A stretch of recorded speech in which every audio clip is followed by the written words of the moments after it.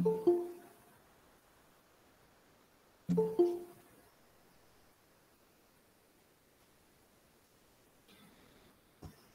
bismillahirrahmanirrahim. Assalamualaikum warahmatullahi wabarakatuh. Okey.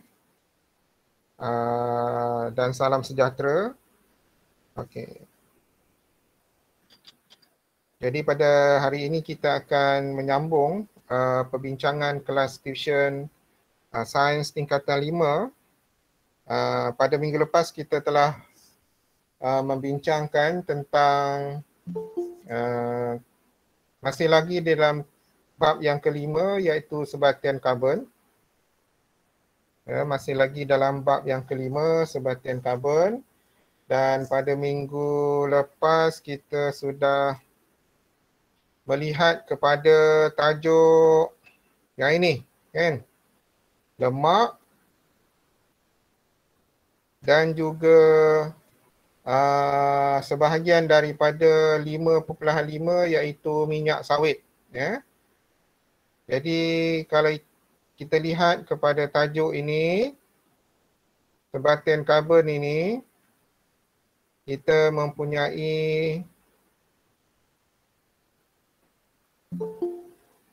kita mempunyai 5 subtopik, dan subtopik yang kelima kita sudah masuk pada minggu lepas berkaitan dengan minyak sawit, ya, lemak dan juga minyak sawit, ya, sebahagian, ya, pada bahagian awal iaitu berkaitan dengan bagaimana pemprosesan minyak sawit dilakukan dengan melihat kepada video-video secara live, secara jelas bagaimana proses, ya,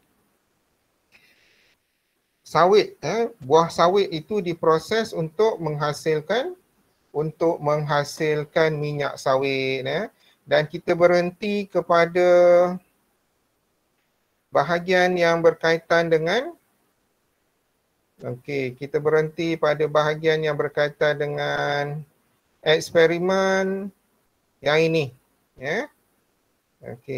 Jadi kita dah bincangkan bagaimana eksperimen ini dilakukan, di mana buah sawit akan direbus, dipotong, kemudian direbus di dalam air yang mendidih.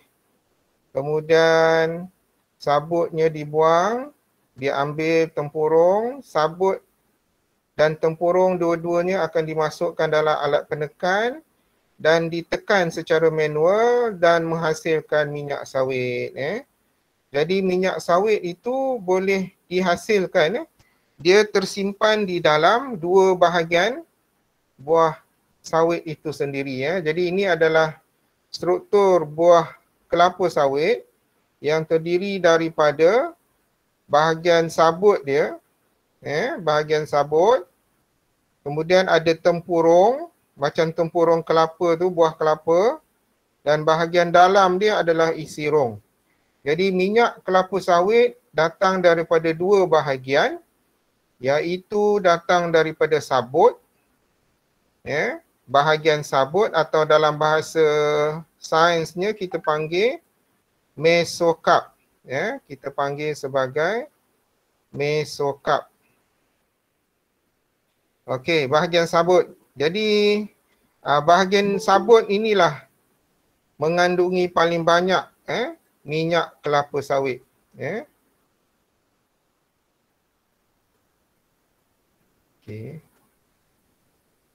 Okey, so kena ingat bahagian sabut atau mesokarp adalah bahagian yang paling banyak sekali mengandungi minyak kelapa sawit apabila diperah.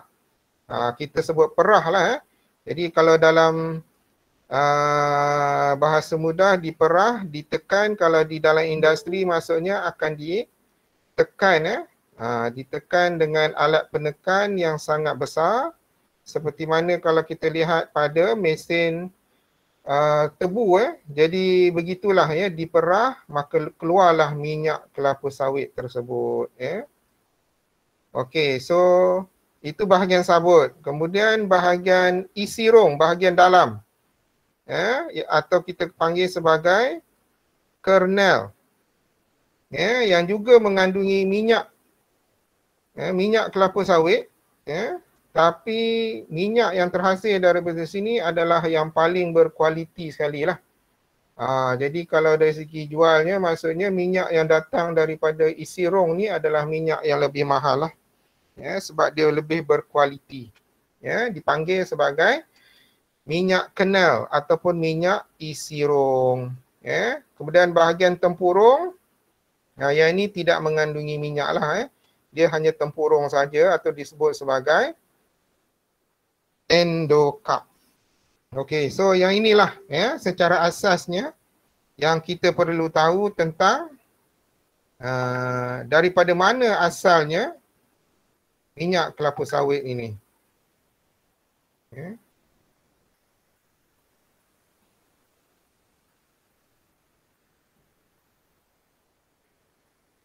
Okey. 24 orang. Okey. Jadi kita sudah melihat bagaimana eksperimen berkaitan dengan bagaimana untuk menghasilkan minyak daripada buah kelapa sawit ni. Jadi mudah sahaja, buah kelapa sawit tu akan direbus di dalam air yang mendidih. Kemudian untuk dilembutkan supaya sabutnya boleh keluar, ambil sabut, masuk dalam alat penekan, keluarlah minyak sawit. Kemudian tempurung dipecahkan, ambil bahagian dalamnya, kemudian diletakkan dalam alat penekan dan kemudian kemudian ditekan, maka terhasillah minyak kelapa sawit. Okey, begitulah. Bagaimana secara ringkasnya minyak kelapa sawit dihasilkan dalam kuantiti yang sedikit lah. 36. Okey, kemudian sekejap cikgu ni tengok nama Adam Alif, Alia, Alif, Alisha lagi. Amira Safia, Amir, Asma, Auni, Zatu, Fir, Taus Fadira, Iman Farhan, Irman Hazi, Muhammad Izzul, Muhammad Kiyah, Muhammad Hafiz, Nadrah Hanani, Nurul Ain, Nurul Salwani, Ril, Raihana Farisha, Syamini Farish, Zaim Adib, Zairil Aiman. Okey, cikgu lupa tanya, kamu dengar ke tak dengar ni? Tolong respon sikit. Hello? Dengar, okey. Okey, so kita sambung. Kita lihat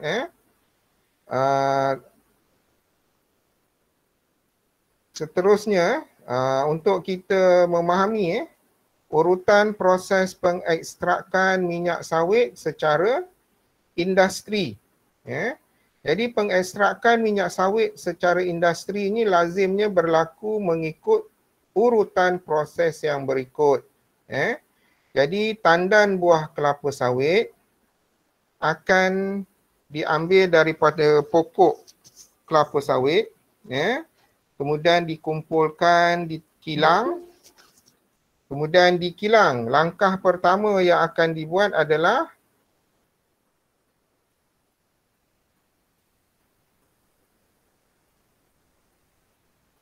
di kilang langkah pertama yang akan dibuat adalah proses penstrilan. Proses penstrilan. Apa yang dimaksudkan dengan proses penstrilan ni? Proses penstrilan ini bermaksud buah kelapa sawit bersama tandannya disteril dalam wap air steam yang bertekanan tinggi pada suhu yang tinggi.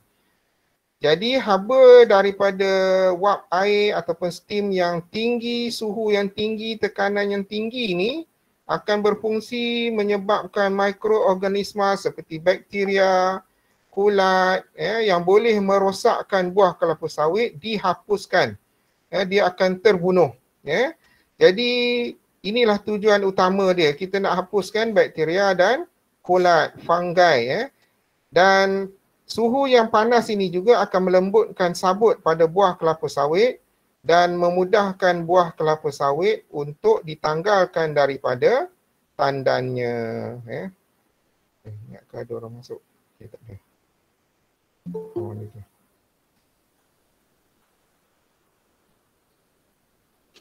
Okey, so itu yang pertama. Yang kedua, setelah dipanaskan pada suhu yang tinggi dan tekanan yang tinggi dalam wap air, maksudnya dia masukkan dalam satu mesin yang mempunyai wap air iaitu steam yang pada suhu yang teramat tinggi lah dan tekanan yang tinggi.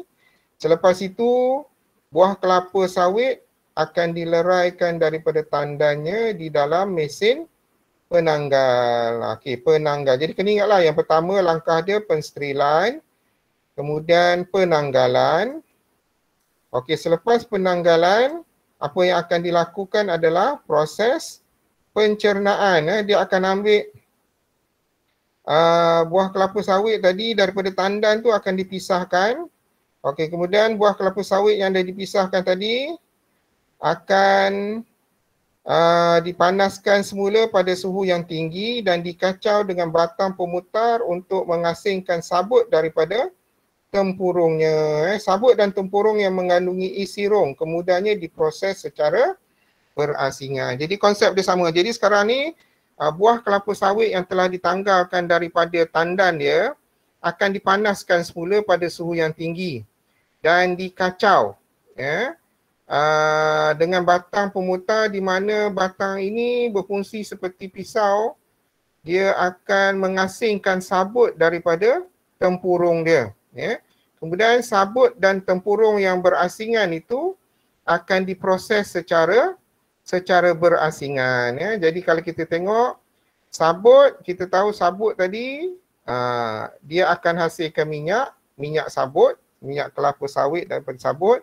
Dan tempurung, di dalam tempurung tu ada isi rong. So isi rong pun akan menghasilkan minyak kelapa sawit. So kena ingatlah struktur buah kelapa sawit tadi. Okey, seterusnya bila dah dapat sabut dan dah dapat tempurung, okey, sebelah kiri ni sabut.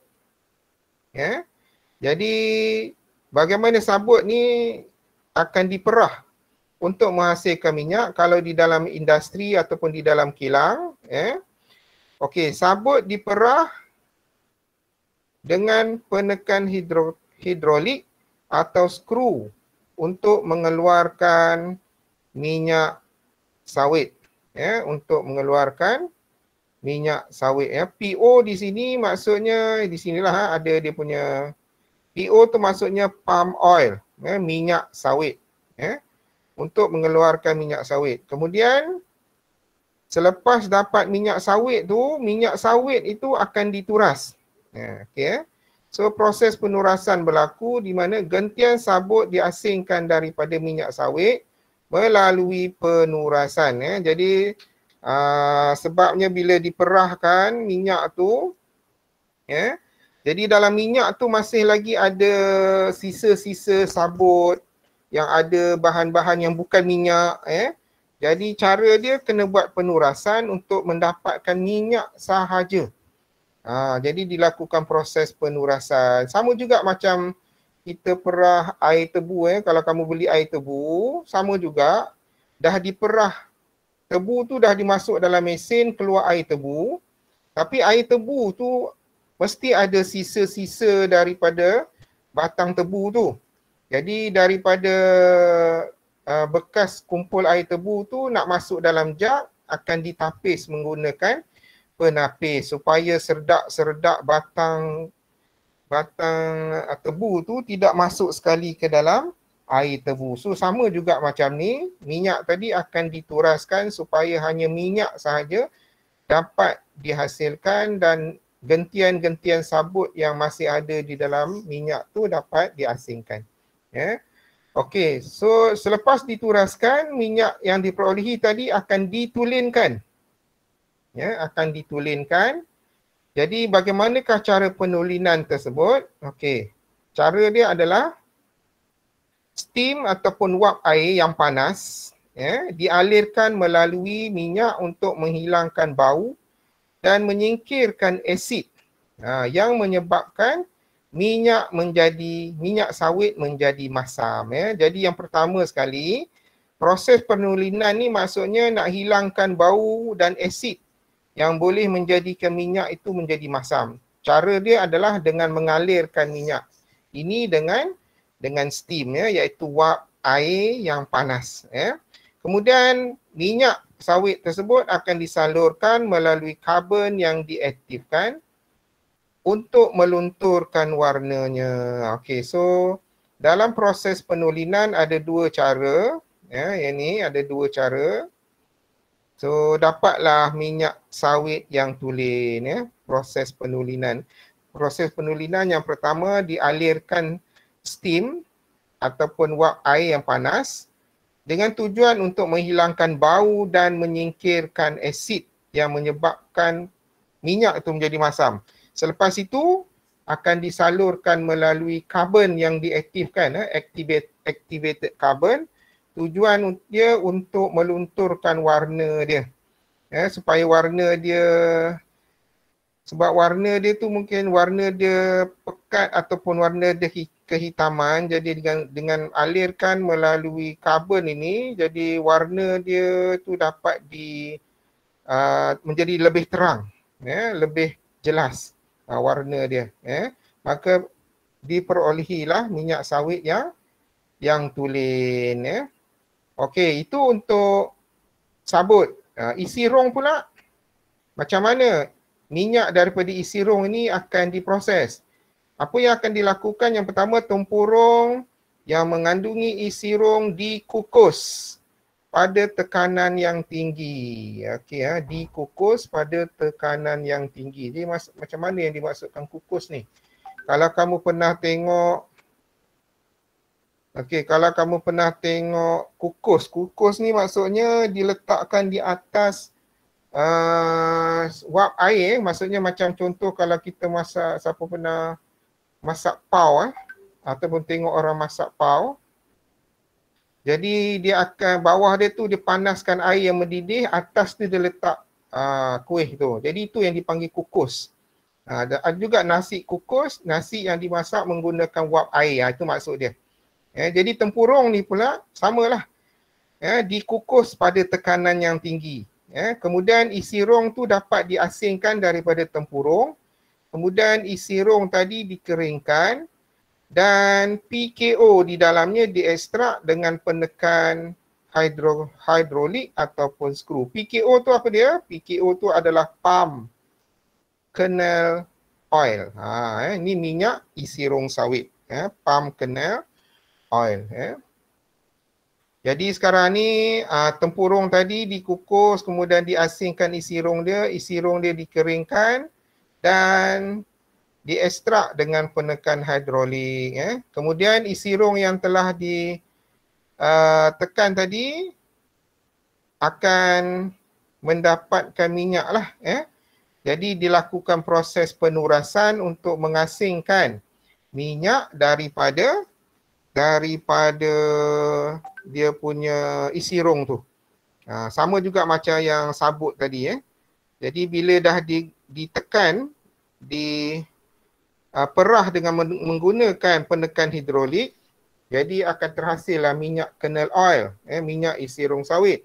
Kemudian minyak isi rong sawit tu akan dituras untuk mendapatkan minyak sahaja dan diasingkan isi rong yang masih ada di dalam minyak tersebut.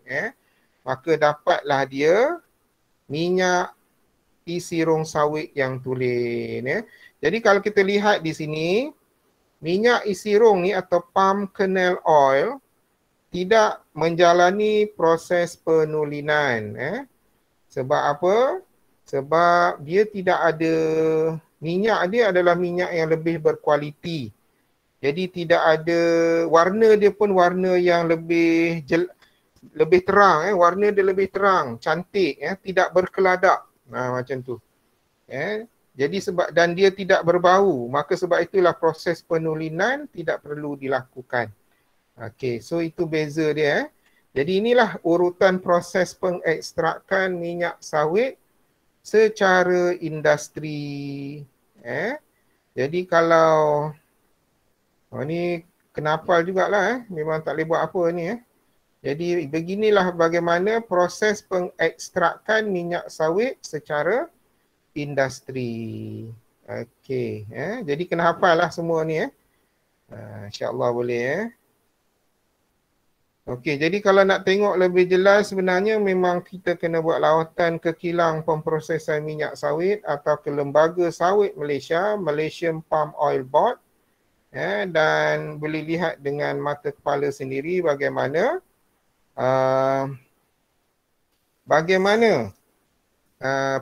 proses pengekstrakan minyak sawit dilakukan.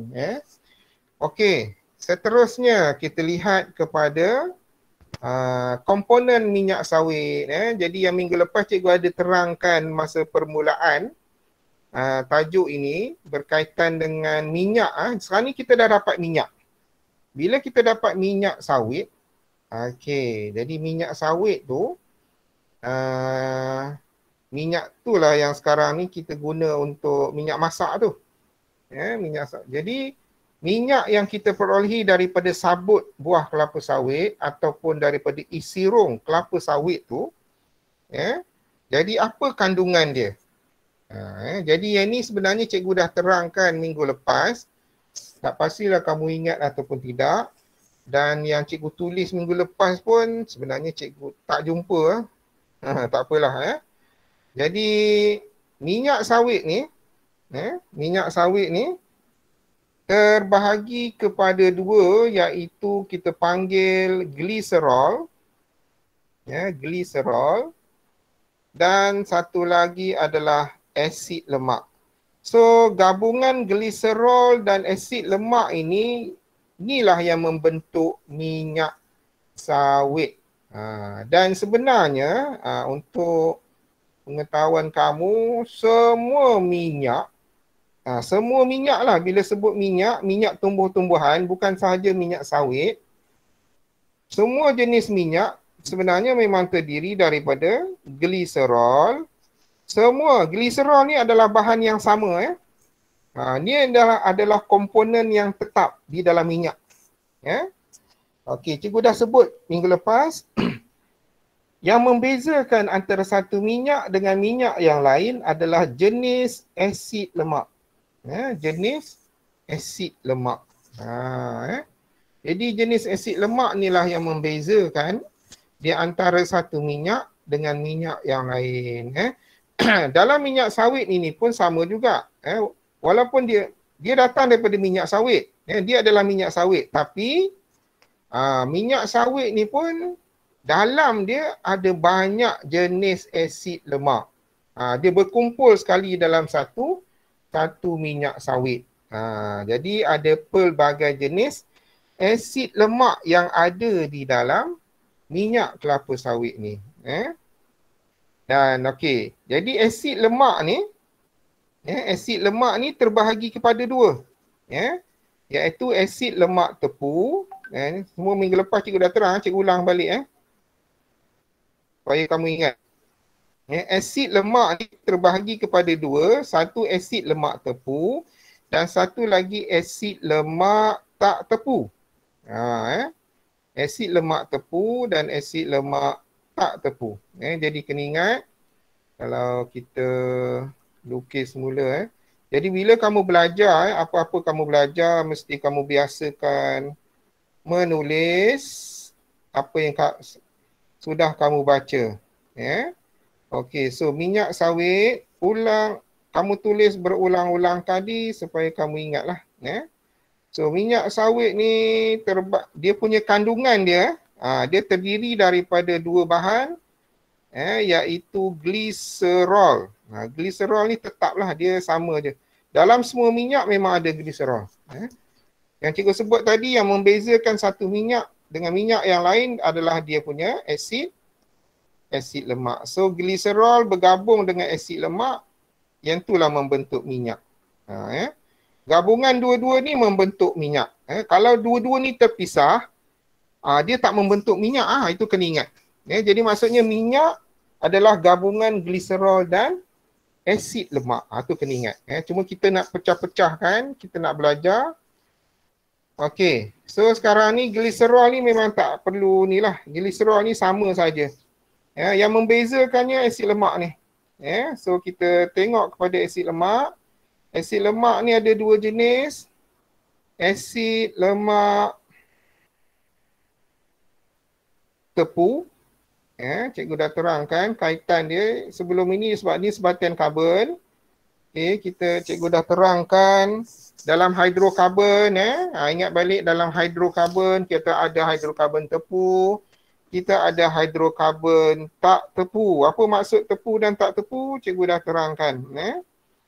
Jadi kena ingat semula lah. Asid lemak tak tepu. Tepu tak tepu. Tepu tak tepu. Okey, ulang-ulang macam tu. Nak bagi ingat kan, benda nak belajar, nak exam, jadi kena ingat macam tu lah. Asid lemak terbahagi kepada dua, asid lemak tepu dan asid lemak tak tepu. Kalau tepu ni maksudnya hanya mengandungi satu ikatan kovalen tunggal sahaja. Manakala asid lemak tak tepu maksudnya dalam dia ada sekurang-kurangnya dua ikatan double, ikatan double, ikatan ganda dua. Okey.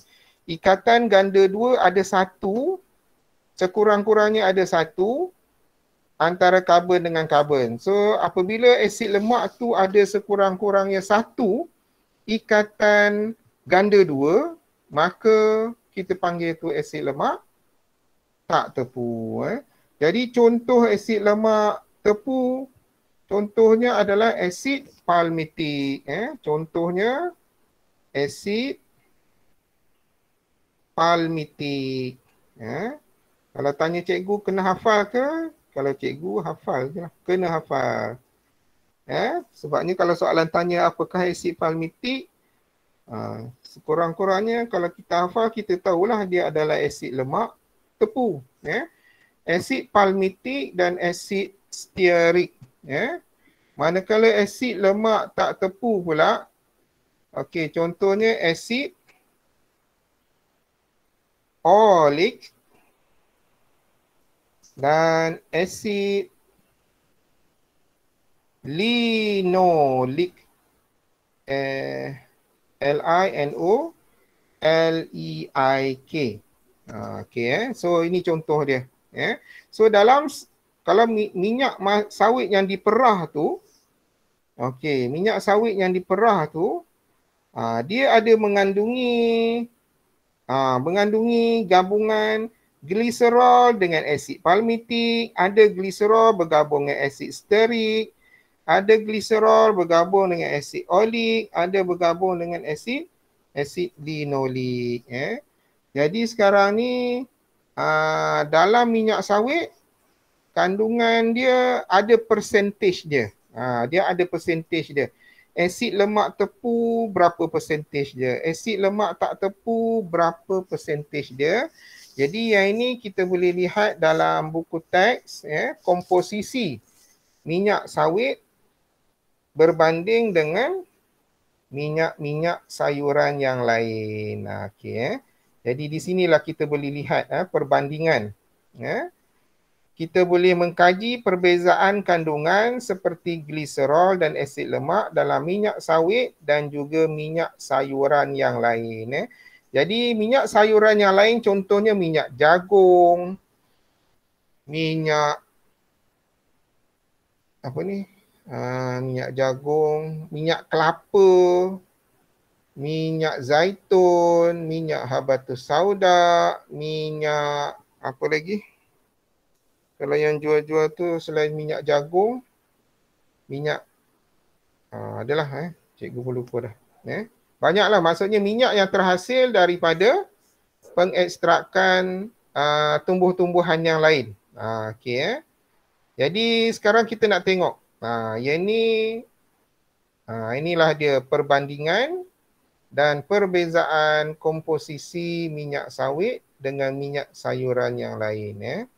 Jadi kita lihat dia punya perbandingan dekat sini berdasarkan kepada peratus berat bagi asid lemak. Berapa persen, berapa peratus asid lemak yang ada di dalam setiap minyak ni berbanding dengan minyak kelapa sawit. So minyak yang disenaraikan di sini adalah minyak kelapa, minyak jagung, minyak zaitun, ni minyak sawit yang kita belajar, minyak isirung sawit, okey, ni minyak kacang, ni daripada kacang tu diperah, proses dia sama je sebenarnya, dapatlah minyak bijan, minyak kacang soya.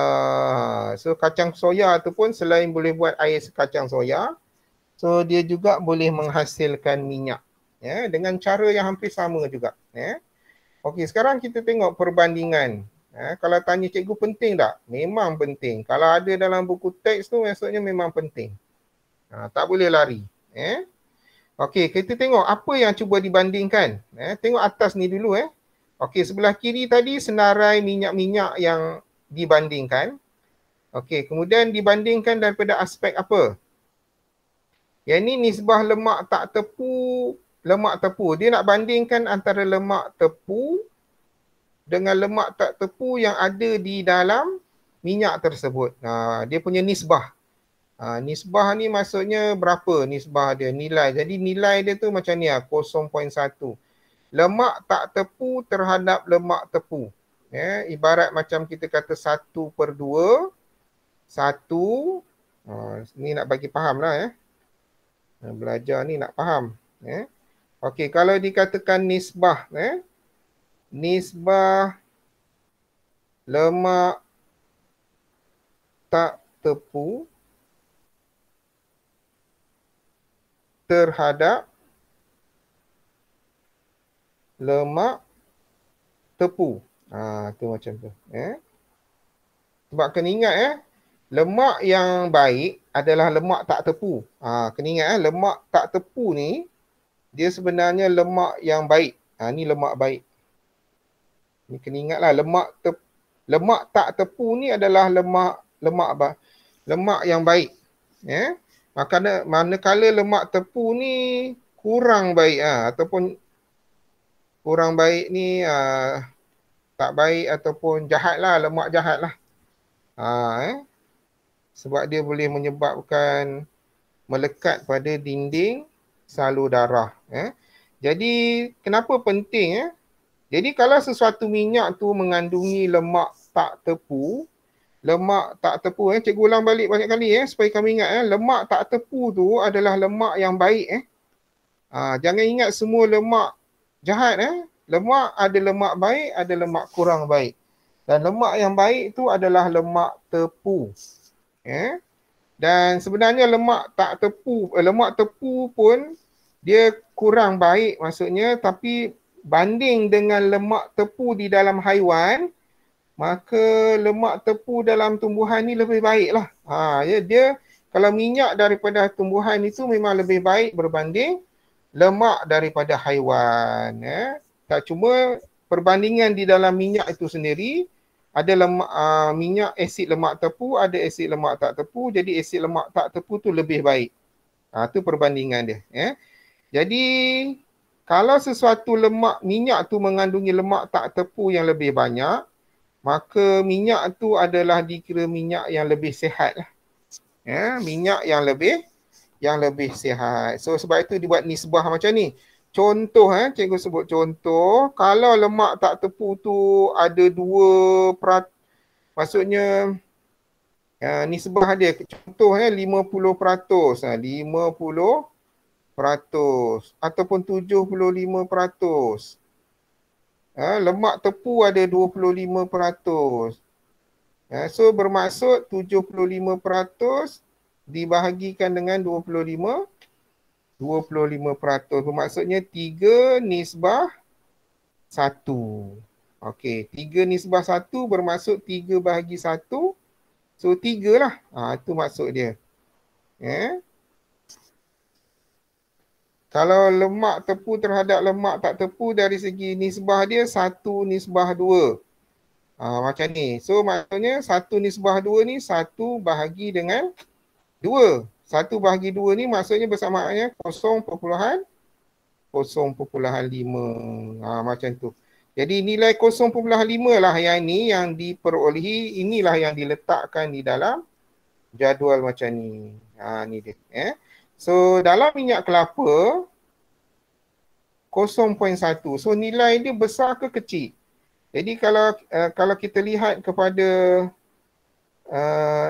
yang cikgu terangkan macam ni, kalau nilai dia rendah, okey, nilai rendah, nilai nisbah rendah, okey, maksudnya lemak tepu lebih banyak. Lemak tepu banyak. Kalau nilai nisbah tinggi,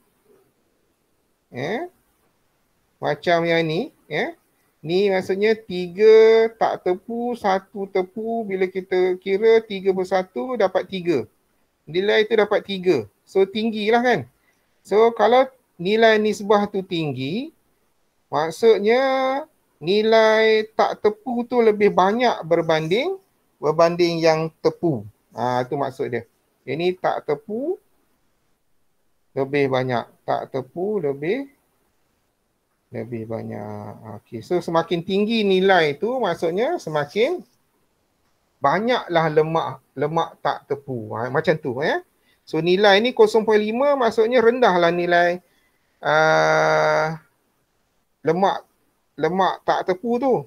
Kalau ni 3 maksudnya tinggilah nilai lemak tersebut, lemak tak tepu tersebut. So kalau kita tengok di sini nisbah sebab kalau nanti kamu baca ni tak faham jadi kena terang lah. Nisbah lemak tak tepu ni bahagi lemak tepu. Dia buat perbandingan antara lemak tepu dan lemak tak tepu. Nilai yang dibagi ni 0.1. Ni adalah nilai dia, tapi kita dapat nisbah dia 0.1. Maksudnya rendah. Jadi maksudnya dalam minyak kelapa ni, nisbah lemak tak tepu kepada lemak tepu tu, lemak tepu lebih banyak lah maksud dia. Yang ini 6.7, lemak minyak jagung. Maksudnya lemak tak tepu dia lebih tinggi.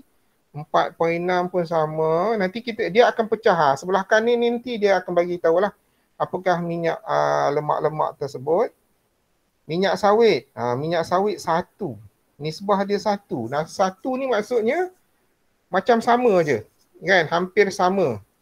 1. Maksudnya lemak tepu dengan lemak tak tepu tu bilangan peratus dia sama. Sirong sawit 0.2. Tengok minyak sirong sawit 0.2 ni maksudnya minyak tak tepu tu lebih banyak. Minyak kacang 4, minyak bijan 6.6, 5.7, kacang soya. So kita tengok satu persatu. Okey. Okey, yang ni ditulis sini, okey, tepu.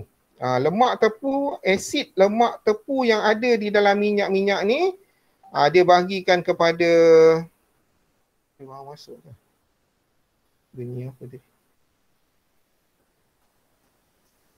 Okey, so asid lemak tepu ada 5 jenis 5 jenis yang dijumpai di dalam minyak.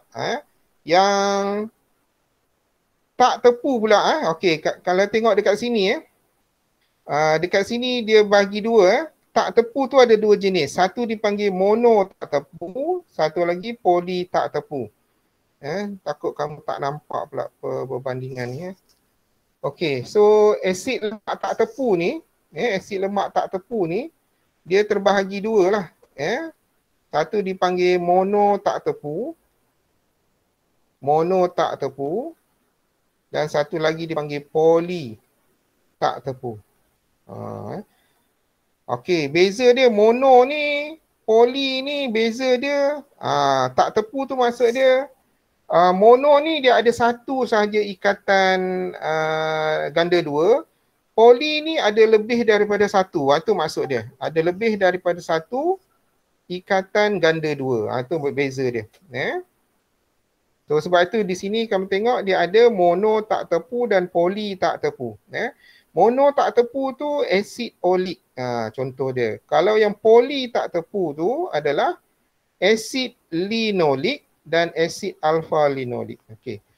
Sekarang kita tengok satu persatu nama asid lemak tepu. Yang pertama asid kaprik. Tadi cikgu dah bagi contoh dua kan. Ini tambahan lagi lah. Asid kaprik. Yang kedua asid laurik. Asid lemak miristik. Asid palmitik. Ni yang dah sebutkan tadi. Dan asid stearik. So ada 3 lagi jenis-jenis asid lemak tepu yang ada yang boleh dijumpai dalam minyak sayuran. Jadi kita tengok satu persatu. Kena tengok satu persatu. Dalam minyak kelapa, asid kaprik ni ada 6%. Asid laurik ada 47%. Banyak Asid miristik ada 18%. Asid palmitik ada 9%. Asid stearik ada 3. So kalau campurkan semua ni, maksudnya bilangan peratus asid lemak tepu di dalam minyak kelapa, asid laurik ni paling banyak sekali, adalah kalau dicampurkan di sini akan lebih kurang 92%. Kandungan minyak kelapa adalah terdiri daripada asid lemak tepu. Manakala asid lemak tak tepu cuma ada 8% sahaja. So daripada sini penting untuk kamu tahu. Minyak jagung tengok asid lemak tepu dia ada asid palmitik 11%, asid stearik 2%. So cuma ada 13% saja. Dia mengandungi banyak asid lemak tak tepu. Ada lebih kurang 87%. Minyak zaitun pun sama.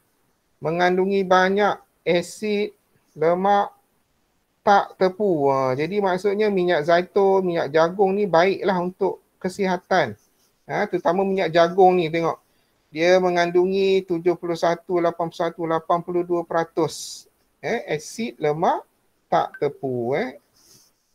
Okey, minyak sawit. Sekarang kita tengok minyak sawit. Dia mengandungi asid palmitik 45%, asid stearik 40%. Ini asid lemak tepu.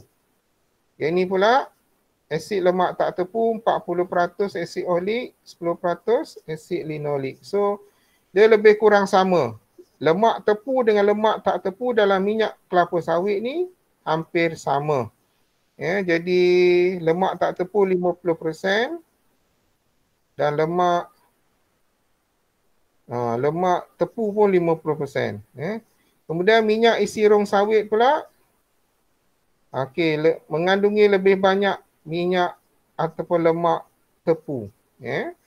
Minyak kacang, minyak bijan, minyak kacang soya mengandungi lebih banyak lemak tak tepu. So berbelit lidah lah nak sebut lemak tak tepu, lemak tepu ni. So inilah kandungan, perbezaan dan perbandingan komposisi minyak sawit berbanding dengan minyak sayuran yang lain. Jadi penting untuk kamu ketahui, berdasarkan minyak sawit dia punya nisbah lemak tepu kepada lemak tak tepu kepada lemak tepu adalah 1. Ini yang kamu kena ingat paling penting lah. Iaitu bilangan peratus lemak tepu dan lemak tak tepu adalah sama. Kandungan utama dia adalah asid olik dan asid palmitik lah. Minyak isi rong pula dia tinggi lemak tepu. Okey. Jadi kena hafal yang bahagian inilah bahagian yang minyak sawit dengan minyak isi rong sawit lah. Okey, so ni adalah statistik yang sangat penting untuk kamu cuba memahami kandungan dan komposisi yang ada di dalam minyak kelapa sawit dan juga minyak sayur-sayuran yang lain. Okey. Okay, selepas ini kita akan lihat kepada sifat kimia bagi minyak sawit.